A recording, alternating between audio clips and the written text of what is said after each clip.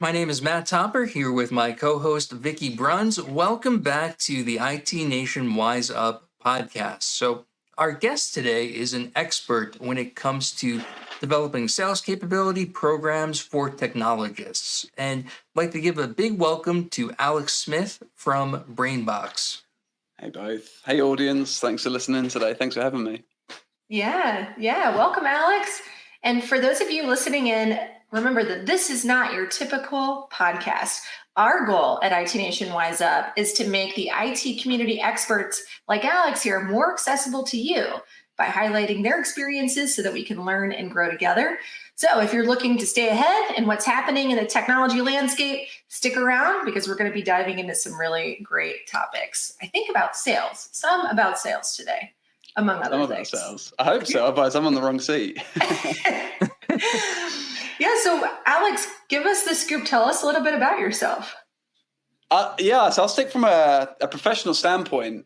My career in sales training actually began kind of late 2016 when I started actually working in very small 6 to 8 people mentor groups for small business owners, specifically around kind of how do we acquire net new logos? How do we win new business? Because at the time and still now, it's a really, really important topic. And after kind of, I think it was about 5 years to roughly about 2020, so what's that, 4 or 5 years, I thought, you know what? I've had a crack at small business. How do I now do the opposite end of the scale? How do I now go to the kind of the giants and see if the same training, the same enablement I've been giving small businesses works in large corporates? And I thought, who's bigger, Microsoft or Amazon? And I thought, who's more known, who's more customer-centric? Because the training I wrote at that time was called The Feeling of Home.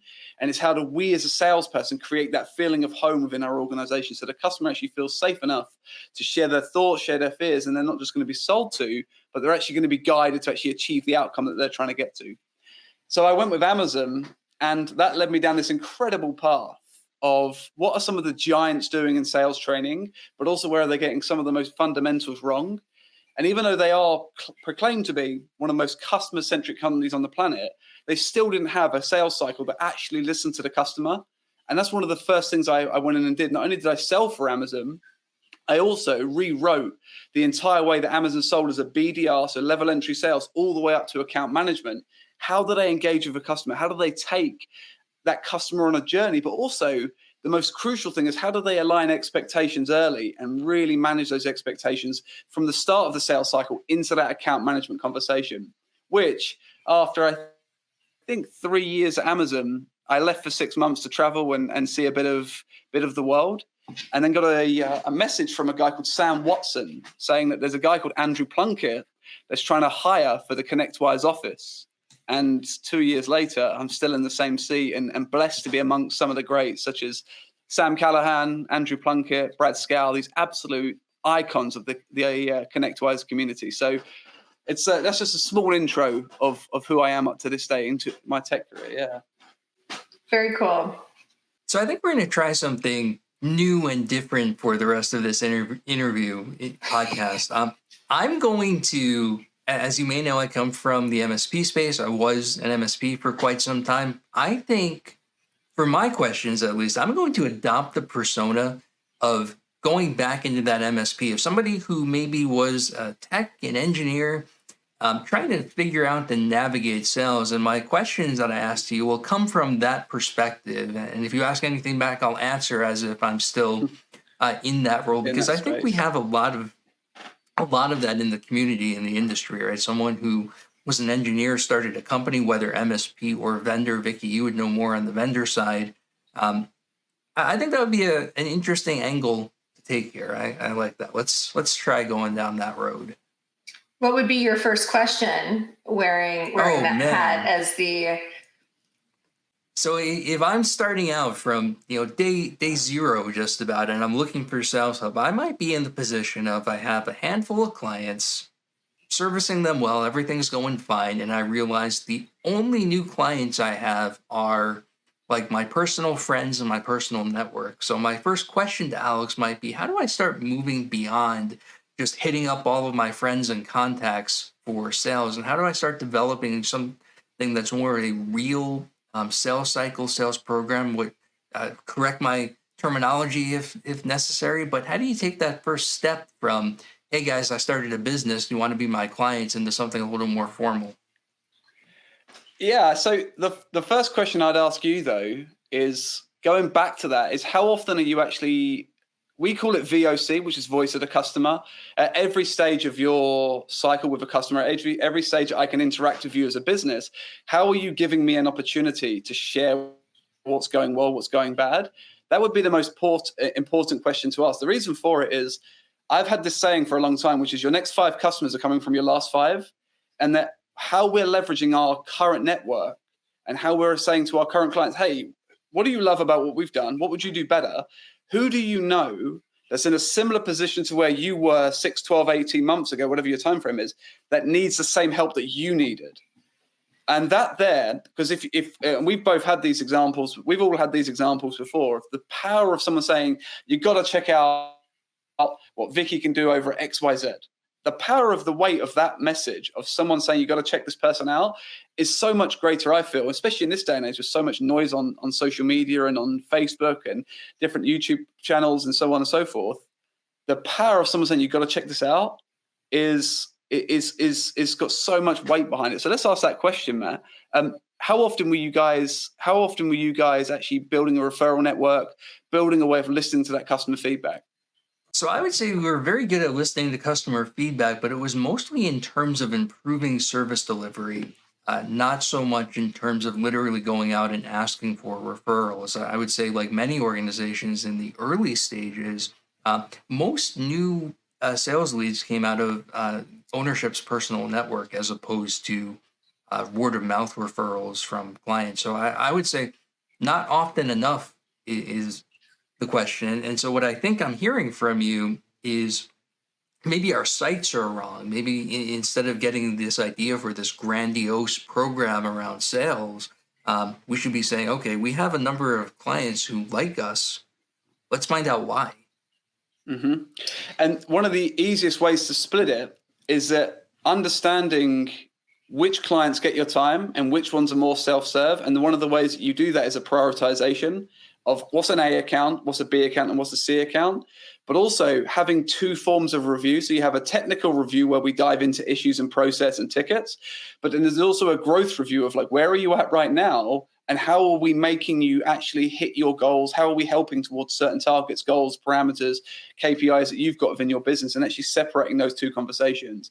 And the way to summarize is technically, how are we performing? Experience, how are we performing as well? And actually separating those 2 conversations early on in your customers buying, in your customers onboarding, and your customers kind of like client experience of you guys.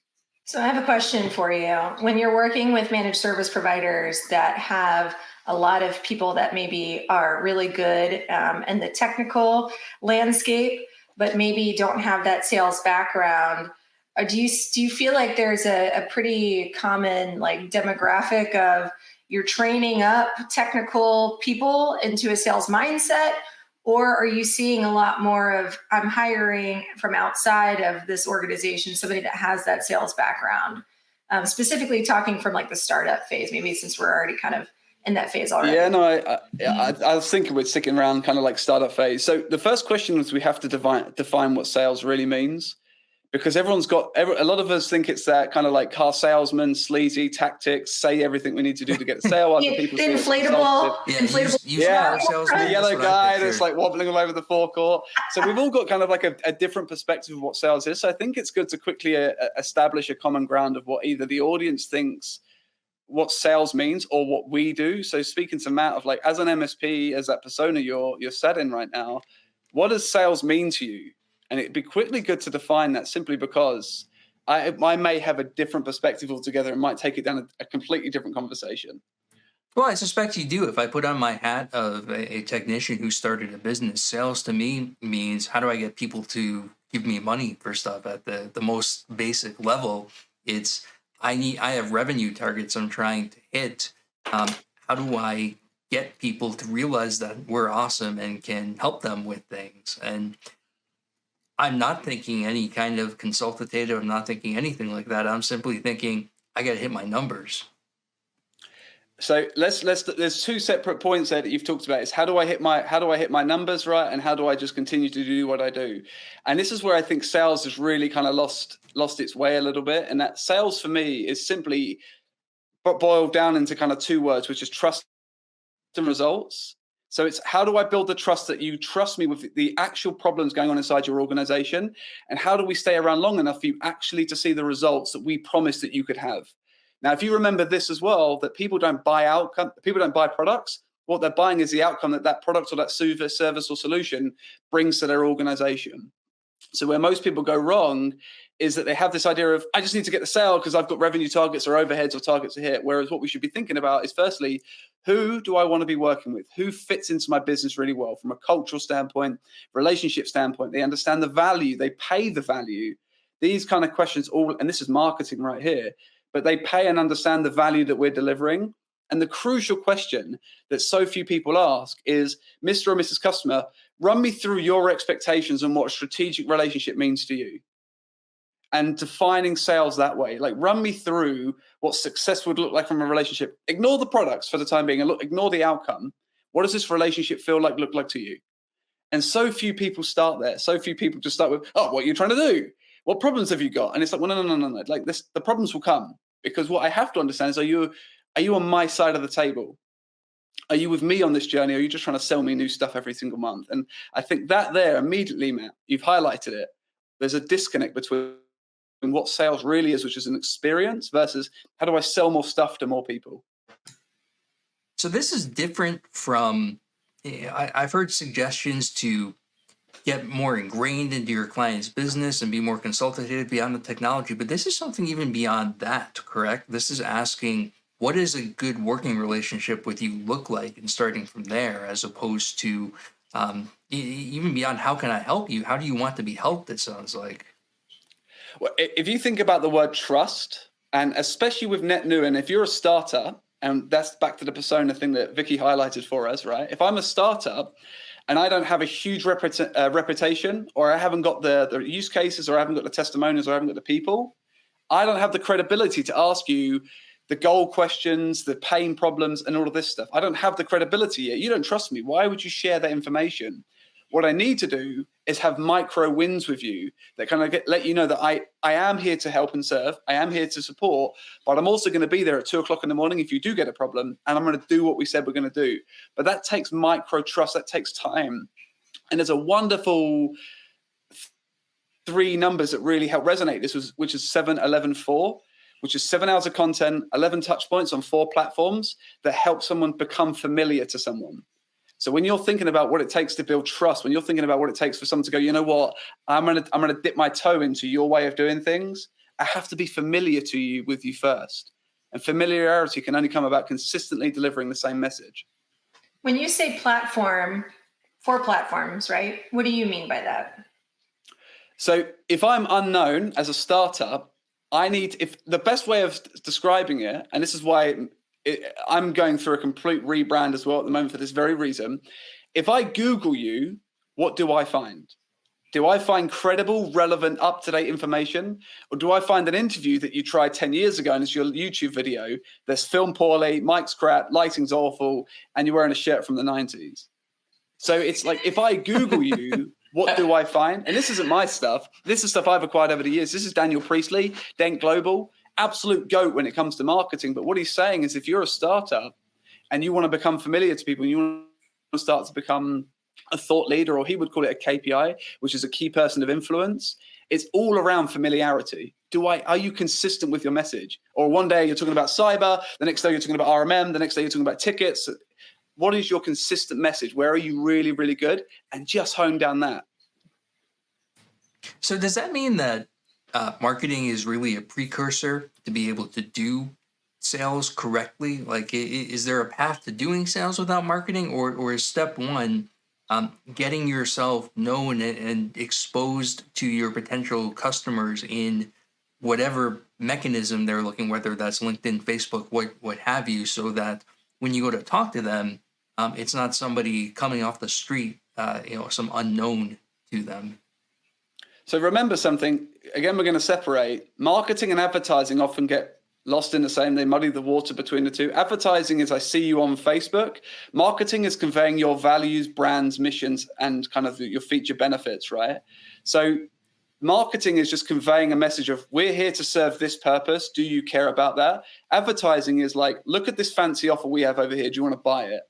So what I would say is that if you put out consistent messaging, if you put out consistent delivery of messaging and you're just sharing your values, the way that you help people, that's marketing, right? It's just sharing, I have this way of serving you. Do you need it? Whereas if you're like, hey, 10% off, buy now, Cyber Tuesday or whatever, right? That's advertising. Marketing is just amplifying brand. Not branding, that's different. That's logos and colors and all of this stuff. But marketing is just amplifying what is the brand? What is the mission? What are you going after? Who is your who? How do you serve that person? You could bring in Simon Sinek stuff around the golden circle, but starting with why is quite often the wrong way to go, especially if it's in the middle of something, because 9 times out of 10, people don't buy you because of your why. That's internal conversations. That's like how you build culture.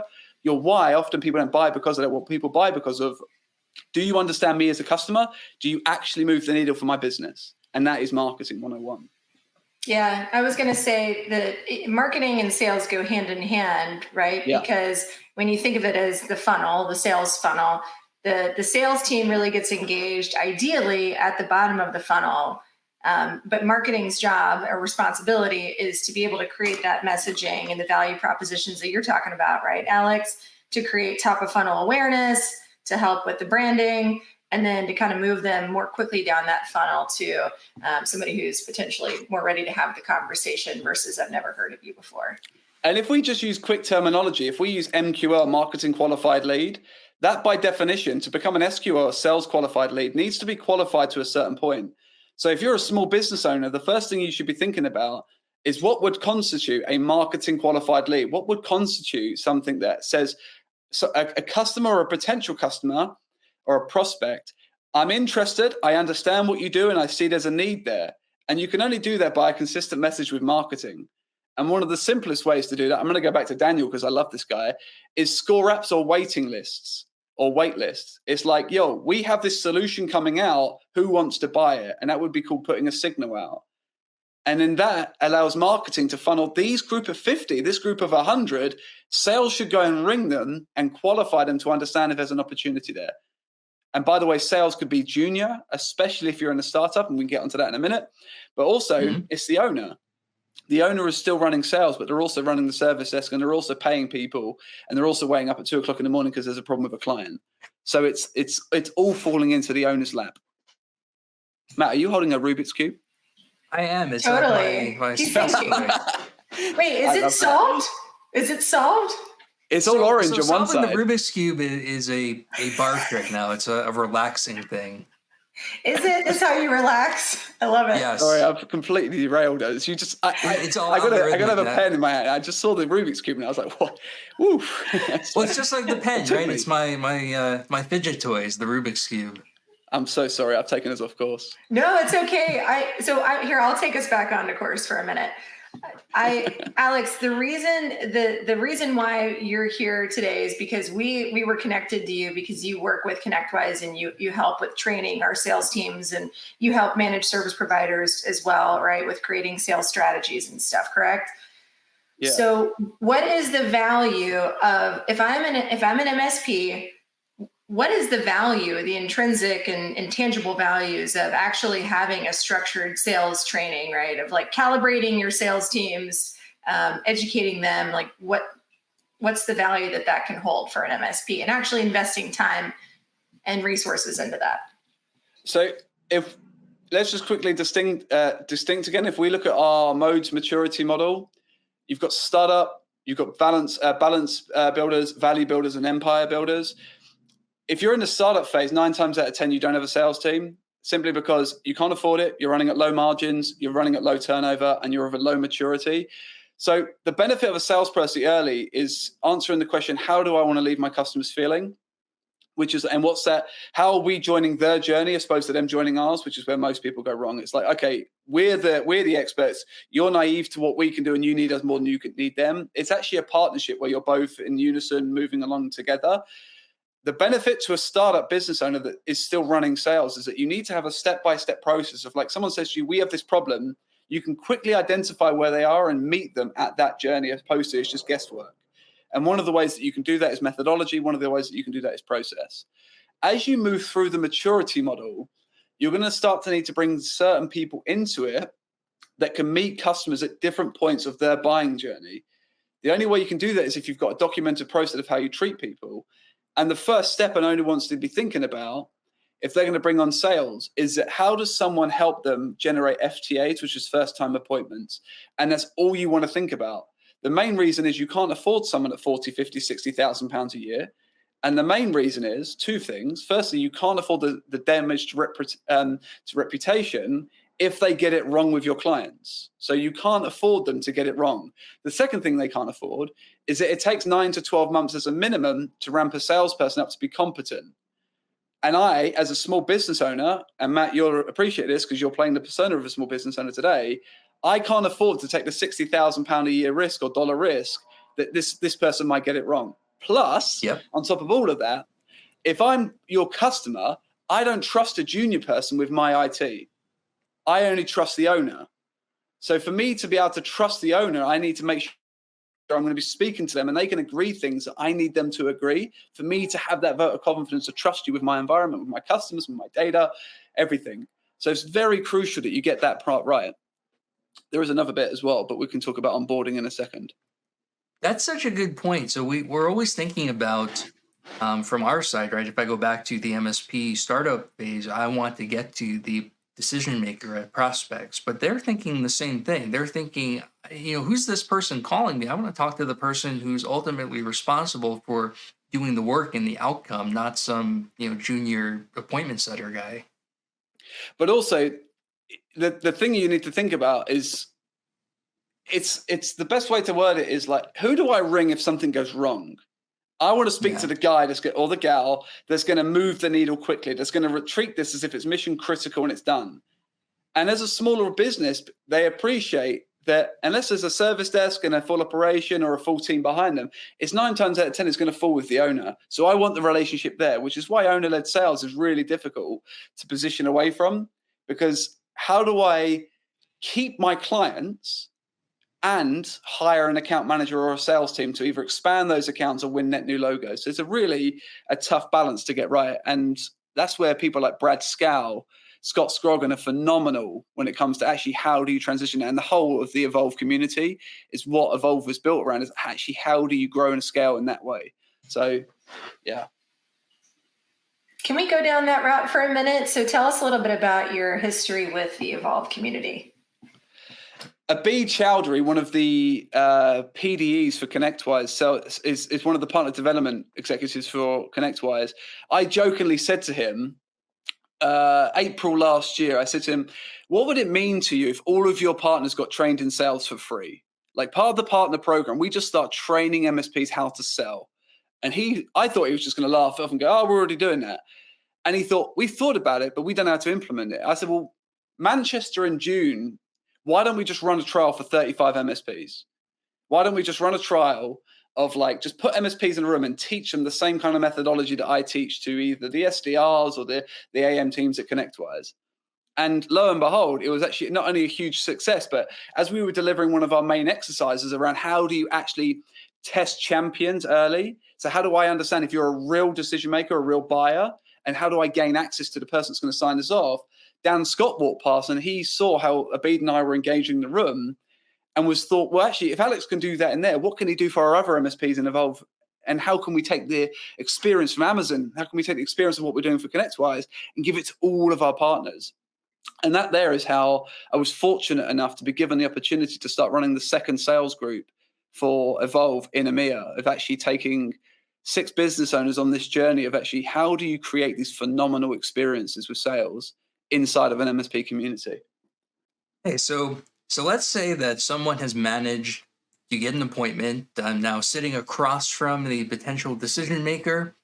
We think that we've identified the right person. Talk me through, how do I stop my natural tendency to lead with, we're going to keep your servers up all the time, we're going to fix all of your problems, right? How do we start selling things beyond just what I think is the baseline now of, we'll make your technology work, right? That's not the only thing that we should be talking about. In fact, it really should be a footnote, I think. So let's go back to that. You've just said, how do I sell? How am I selling? The minute you start thinking about how do I sell to this person, you stop listening to what the person's trying to say to you, because you're immediately thinking problem, outcome. So the sentence I love to use, and it works in both personal relationships and business relationships, which is listen to understand, never answer. And if you think about the 7 habits of highly effective people, it's seek to understand, to be understood. So this whole thing around avoiding that idea of when I hear something that I can solve, I immediately come in with a solution. Because the downside that comes in there is there's a lot of unanswered questions of like, well, what have you tried before? Where have you gone wrong before? Where have you gone right? What are you currently testing right now? All of these questions are left unanswered, because the last thing you want is when you hear something you think you can fix, is you say, oh, you know what, we can do it this way. And then the partner or the prospect turns around and says, well, actually, we've already tried that. And then you're left with this kind of, oh, well, we could also try, and you've lost them, and you've lost the credibility, and you've lost the respect, because you've already tried something that's failed for them, or the previous person suggested it, they didn't like them, so they now don't like you. So what's the alternative? How do we listen to understand people? We go back and we ask that crucial question of like, what does the strategic relationship look like, and do you even want it? Because remember, the first question has to be prioritization. What is an A account? What is an A customer for us? What is the absolute best customer? And making sure the person you're sat in front of is that. And then the second thing is, can we actually deliver the expectation they've got of us? Because remember, if they've come from a bigger MSP, but they're sick of them being left to just be a number, they've got the expectation up here, but we as a smaller MSP can only deliver here. There's a disparity. So I need to understand, can I even match what you're after? And then you break it down into 3 crucial subset of questions, which is, what does success look like and why? What have you tried so far to achieve this success, and how much are you missing that number by? And where are the blind spots inside your organization that either you're aware of or are you just becoming aware of? And how much does it cost you to find that out? Because then what you've done there, you've identified a pain, and you've got metrics which make pains real. And you can say, well, what I want to do today is present an option to avoid this pain. And if you do nothing, it's going to cost you $60,000 for the rest of the year. You tell me if you can afford to keep on that journey. And then and then what you're doing is you're backing out and you're letting the customer come up with it. And the last saying I'll give you, which is around Oren Koloff's book of Flip the Script. What you need to be thinking about is, how do I get a customer to come up with the idea that they need to make a change? And the sentence is, which is crucial, if I say it's sold, if you say it's gold. And what that's around is, I can't convince you as a salesperson or a prospect or a customer as anything. I need to help you come up with the idea of yourself, and then ask me as a guide, how do we achieve that? Can we talk about real quick, when you are in the room, right, and you have that moment, you're never getting that moment back, right, with that potential client. So can we talk about the preparation strategy and things that MSPs should be thinking about before they even get into that room with that client? Oh, gosh. So I love this topic simply because if you imagine 2 triangles, right? Most people view sales as like a triangle in a normal shape, where preparation is like this very small amount of time at the top. And then there's loads of kind of time around like discovery and closing at the bottom. Firstly, remove the word closing from your vocabulary. No, nothing is ever closed. We only progress the opportunity through to the next expectation. And what we need to be is constantly aligning to that expectation. And then we don't even need to underpromise and overdeliver anymore. You just need to understand the expectation and then deliver, because so many people don't even deliver what they say they're going to.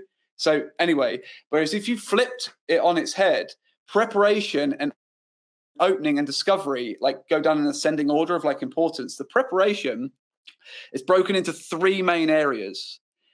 Firstly, I prep for the individual I'm going to be speaking to, because my relationship is always with the person first, then the business, which is the second part of preparation. What does the business do? What are they doing blog-wise? What are they doing product-wise? What are they doing in their history? How much are they turning over? Are they an A-bucket customer for me? And then the third is, what is their industry doing? Because I need to be relevant to them where they are today, not where I am. My products and solutions only matter to them if it's going to move the needle for their business. And the only way of me knowing that is, what is their business being like? If you imagine a ship, what waves are throwing their ship all over the place? And how do I provide the oars and the anchors as a guide to get them out of this storm? That's a really nice analogy. I just came up with that. That is essentially the prep side of things, those 3 buckets. Yeah. An inverse pyramid. I like it. Yeah. So imagine most people think about sales like this. So like, I put little time into the prep, like, her name's Vicky. She works at ConnectWise. Sweet. I'm good to go. Hey, Vicky, you want to buy some? And it's wrong. And then we spend a whole time trying to qualify. Whereas if I come into the call and I seem like I've done my prep and I use strategic hooks and openings and let you feel as if I've done a bit of an understanding of who you are, but I want to take this call to understand how we, if at all, move the needle for you, and create this kind of experience for you of where I just listen to understand you, the conversation flows so much better. Do you have any practical tips to put an engineer or tech into that mindset? We get so blinded on solve the problem. Like, how do you even adopt that mindset when your natural inclination is just automatically, hear a problem, solve it? And how do you get out of that? So the only thing I'd suggest would be look at what a hero complex is and realize that you don't have to save anyone. They have to save themselves. That sounds really philosophical, and it is, and it's borderline therapy. But so for me, it's important to teach salespeople that I don't need a hero in my life as a customer. I need a guide. So how you get around it is you ask yourself a question. If you're a champion of mine, and by the way, in MEDDIC terms, which is the methodology we use at ConnectWise to sell, if you look at MEDDIC, a champion is defined by, do you own the problem? Do you have authority to get me to the person that's going to pay for it? And are you going to be the person that's either involved in implementing it or have access to the person implementing it? But you ask this person the question, who do you need to look good to? And what does good look like to them? And the minute you address those 2 questions, you say to them, and what would it mean to you to look good to this person? And then if you can have the rapport with them to ask, what happens if you don't look good to this person? And 9 times out of 10 in our world, people are brought in to achieve certain results.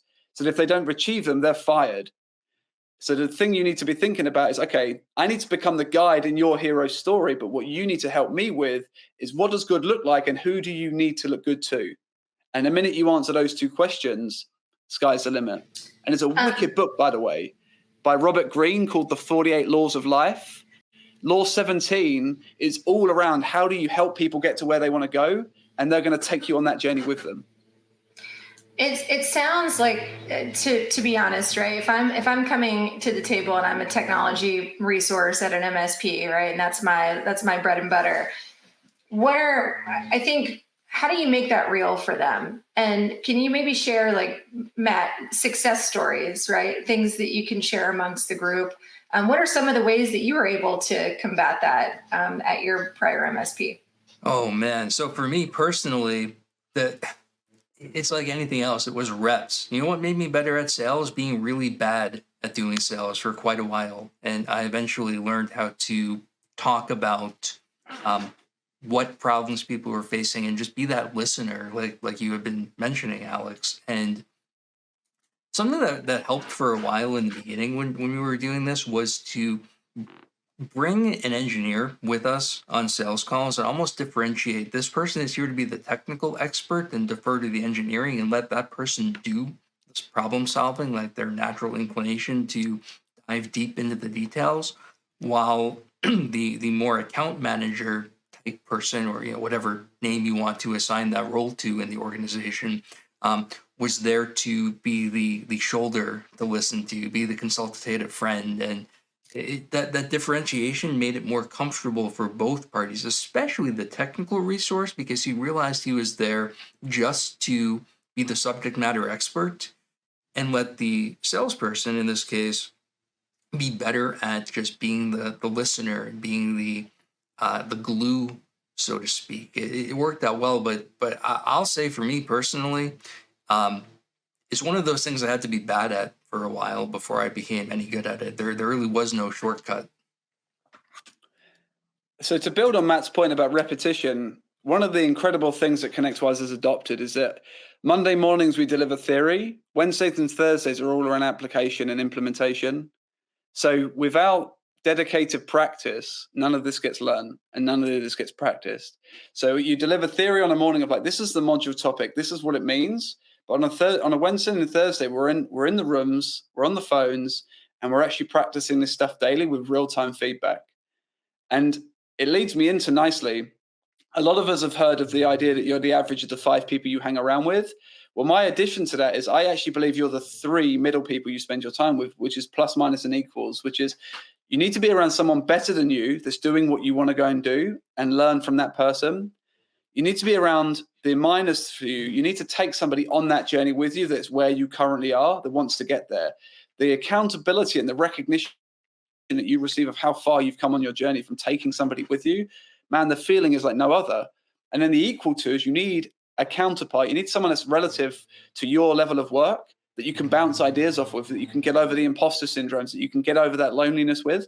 If you can find those 3 people, trust me, exponential growth is almost guaranteed, simply because you've got accountability, but you've also got the highs and the lows covered of like when it's good, it's really good.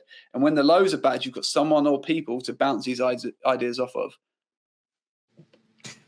Do you find that the separate sales engineer is something that works in the general case? Was it just a coincidence that happened to work out for us? Does it work for other organizations?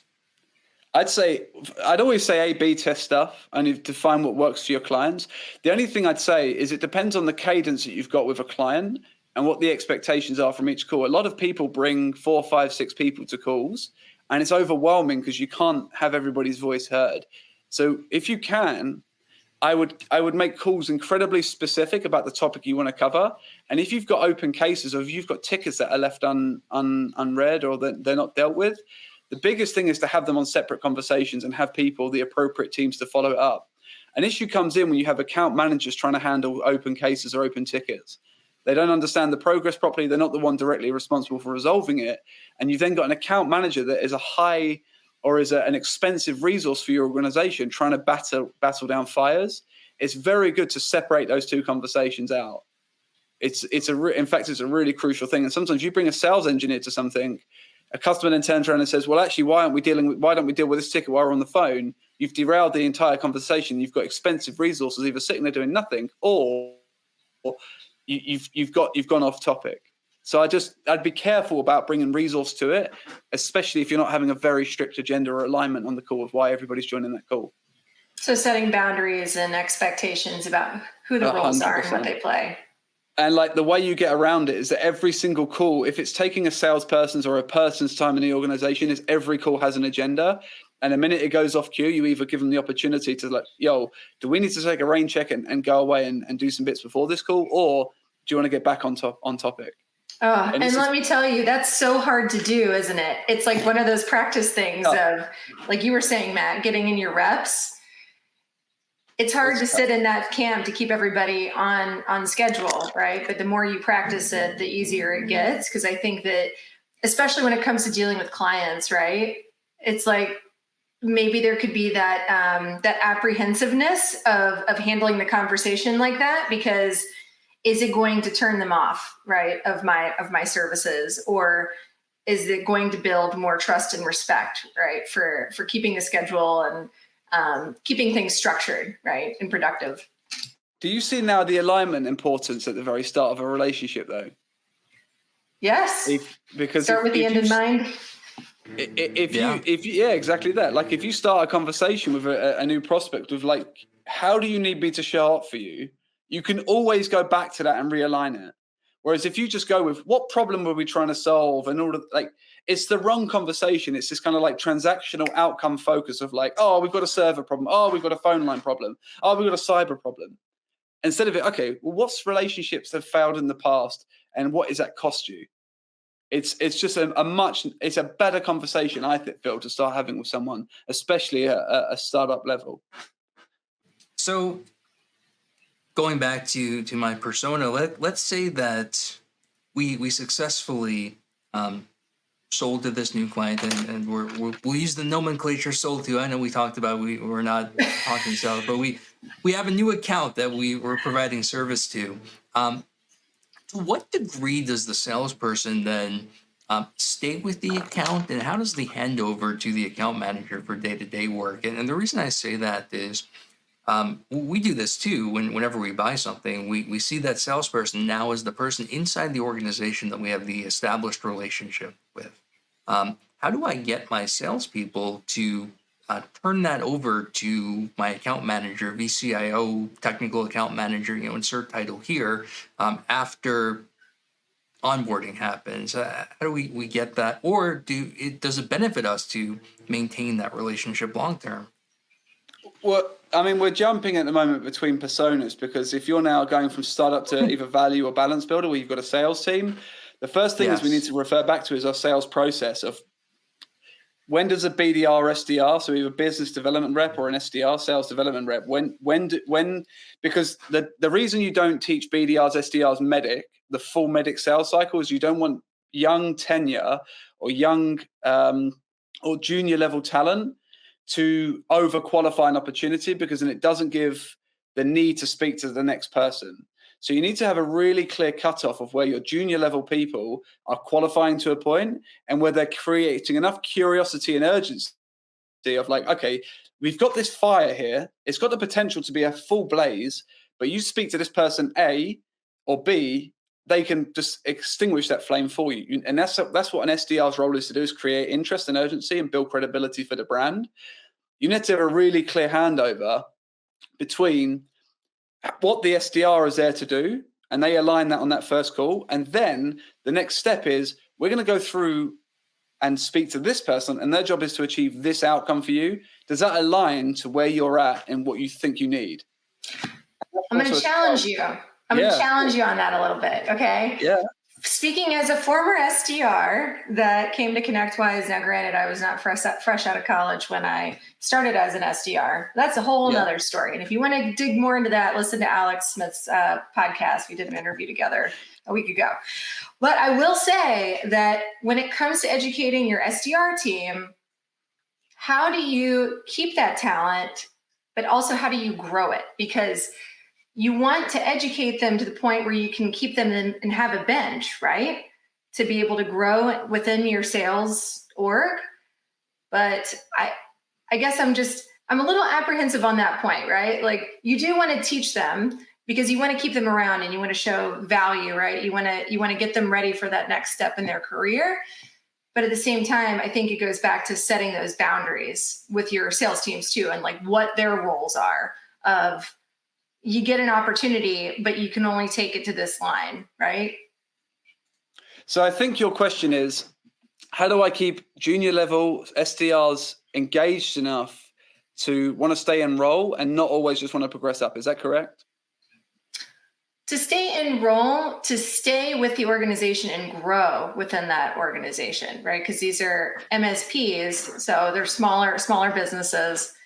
How do you create a farm team approach where, they need to understand and know enough to be capable of what they're doing, but you also want to make sure that you're getting them ready for that next step, right? So this comes back to, I think this comes back to your interview process of a business and how are you hiring talent? A lot of people think it's important to just have hunters, people that are going to go and hit 50, 60, 100 dials a day. Whereas what you really, I think, need is people that are curious to want to grow and personally develop. If we look back to what you were talking about last week, Vicky, you were curious the whole way through the first 3 years of your career, which led you to 9 years at ConnectWise now, and constantly growing and evolving, and down to one word of curiosity. So business owners at any level need to make sure that they're hiring for the right reasons, not because of past performance, but because of future vision. Asking people why they want to go where they want to go, why they want to go there, why they want us to help them as an organization, but also as an organization, as an employee, I should be asking questions. I join you guys. How do you help me be better year 1, year 2, year 3? And if an employer doesn't have a clear answer for that, they're clearly not ready to handle someone at your caliber, right? And it needs to be looked at like that. It needs to be looked at as it's a recruitment problem. You can have people come in and hit hard and hit the phones and do good numbers, but what do they do to the culture? And the culture is what really makes people grow. It's not about seeing people's numbers on a board and being competitive to beat everybody. What it's about is like, my team is like all progressing together and we're going to go on this journey together. And how you create it amongst teams is you hire more senior salespeople, I believe. You hire more senior salespeople that believe in plus minus equals. Well, I was an SDR once, and I wish I was taught this, so I'm going to go and teach that. And then you have their account managers or your senior leadership, or you've got, like, give an example, the London ConnectWise office. I've never seen it before. You've got Sam Callahan, senior vice president or vice president of sales, on the same floor as his PSE team, as his expansion team. You've got Alex Winter, a phenomenal leader, on the same level as his team. I've never seen it where you've got a lack of hierarchy almost, and at any moment you can just go and sit and talk with them and learn. And if that doesn't illustrate the point enough of, like, to keep people, you hire good talent that just want to grow and be curious, really curious, and want to grow and develop. And then you create this no door effect. So, like, anytime you've got a question, to go and sit with someone or be with someone and listen to what they say and see what they do, you make it accessible. Yeah, that's how I think. I mean, that's what I've seen work for Amazon. That's what I've seen work for ConnectWise. That's what I'm seeing working with the other MSPs that I'm working with, building teams, is that you create this culture of, if you've got a question, I don't care how senior I am, I want you to knock on my door and let's go for a coffee and let's solve that question. Powerful. Well said. Well said, dude.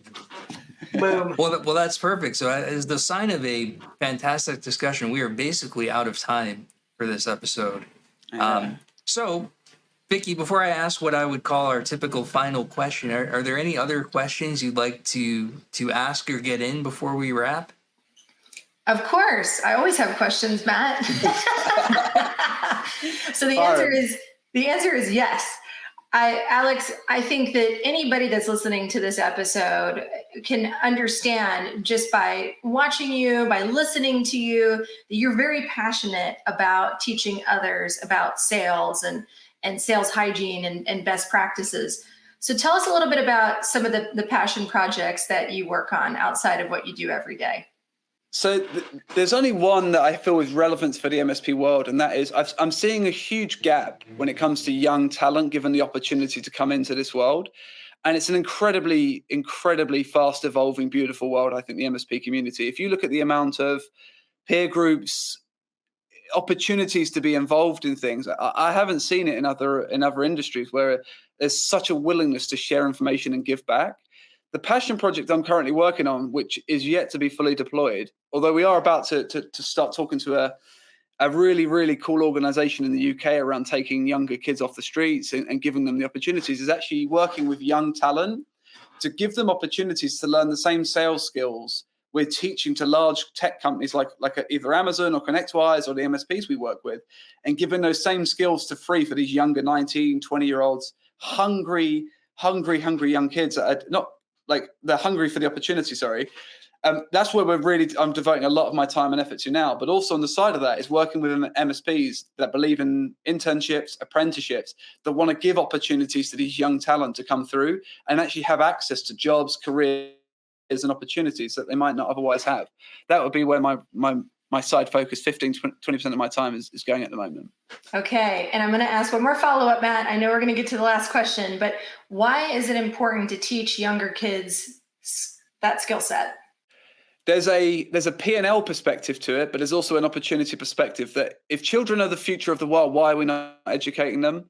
And why are we not giving them the opportunity? And for me personally, coming out of school with not very much in terms of qualifications, it took me a long time to get to the point where I was taken seriously in a workplace. And what I think about is what would happen if we found kids younger to give the same opportunity to? What if we found talent young and nurtured them young and gave them the opportunity at 21, 22? How much more could they advance? How much quicker could they go up the career ladder instead of having to struggle just because they weren't the best at school or they weren't given the best cards in life? So for me, it's about finding the younger people that want the chance to grow and not let their past define them. That's what I think it's all about. Okay, well, we could go on this conversation forever, but we do need to wrap up, or at least I have another meeting I have to get to. So we have one last question that we ask every guest that comes on the show, and that is, if you could give our listeners one habit to either start doing or one habit that they should break, that they should stop doing, what would it be? So Alex Hormozy, marketing guru, I saw him on a talk the other day, and he says you don't rise to your goals, you fall to your systems. So I would say give up the habit of trying to set these arduous goals and trying to achieve them. I would go back to why you don't feel you're worthy of the goals you're going after and tackle that question. And start doubling down on self-worth and self-confidence and double down on there. And then your goals will naturally come to you. But the self-belief is a big thing. So the habit I'd give up is setting goals and focus purely on the operating systems, the narrative you're telling yourself about the life you deserve. Well, fantastic. So Can we do a second mic drop? That deserves the second mic drop. Perfect. Yeah. I was practicing that for like 20 minutes in the mirror. I was like, I've got to get this right. It shows. Well, I don't know about anybody else out there, but this has been a really helpful, engaging episode. They're all obviously engaging and helpful, but it's always great to have you on, Alex. This was really great content today. We really appreciate your time. Truly, it's Matt and yourself, Vicky, that have made it possible. So thank you for the opportunity, and shout out to Greg Lally with what he's doing with IT Nation and to all of the ConnectWise guys. I really appreciate all of you, and thank you for your vote of confidence today. Thank you. All right. Well, folks, if you're listening in, make sure that you're subscribing so you know when the next episode is going to drop of IT Nation Wise Up. And if you have topics that you want us to cover, we want to hear from you. So make sure to reach out to us at itnationpodcast@connectwise.com. And until then, remember that every day is a chance to learn something new.